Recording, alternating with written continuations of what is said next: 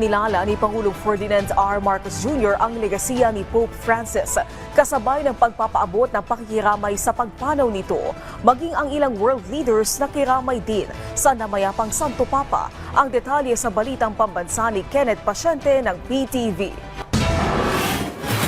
Pinakamahusay na Santo Papa. Ganyan inilarawan ni Pangulong Ferdinand R. Marcos Jr. si Pope Francis na pumanaw gate ng Pangulo. Ibang klase raw ang pamamalakad ng Santo Papa, kaya nakakalungkot ang paglisan nito. Nakikiisaan niya ang buong sambayan ng Pilipino sa pagkamatay ng haligi ng simbahang Katolika. Sabi ng Pangulo, dala ang malalim na pananampalataya at kababaang loob. Nanguna si Pope Francis ng may karunungan at isang pusong bukas para sa lahat, lalo na sa mahihirap. Itinuro raw nito ang pagiging mabuting Kristiyano sa pagpapalaganap ng kabutihan at pagmamalasakit sa isa't isa na nagresulta sa pagbabalik ng marami sa pagsamba. Kasabay ng pagluluksa, dapat din anyang alalahanin ang isang buhay na nagdala ng pag-asa at malasakit sa marami, at nagbigay ng inspirasyon na magmahalan gaya ng pagmamahal ng Diyos sa sangkatauhan. Isang biyaya naman para kay First Lady Luis Araneta Marcos ang pagkakataon na makilala ng personal ang Santo Papa na habang buhay anyang dadalhin.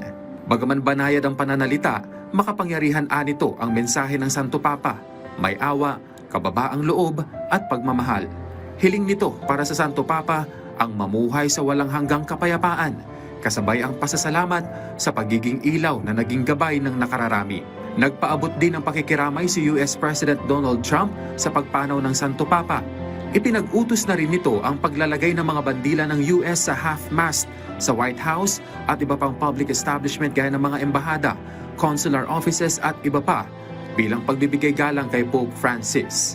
Sinabi naman ni Ukrainian President Volodymyr Zelensky na naging larawan ng pag-asa ang Santo Papa, lalo't kaisa ang Santo Papa sa pagdarasal ng kapayapaan sa Ukraine. Inilarawan naman ni Russian President Vladimir Putin ang Santo Papa bilang matalinong spiritual leader, lalo't naging aktibo niya ito sa pagtataguyod ng dialogo sa pagitan ng Russian Orthodox at simbahang Katolika, gayon din ang pagtutulungan sa pagitan ng Russia at ng Holy See. Nagpaabot din ng pakikiramay si King Charles III na nagpahayag ng pag-alala sa Santo Papa para sa kanyang habag, pagpapalaganap ng pagkakaisa sa simbahan at pagtataguyod ng kabutihan para sa kapakanan ng iba. Mula PTV Manila, Kenneth Pasyente, Balitang Pambansa.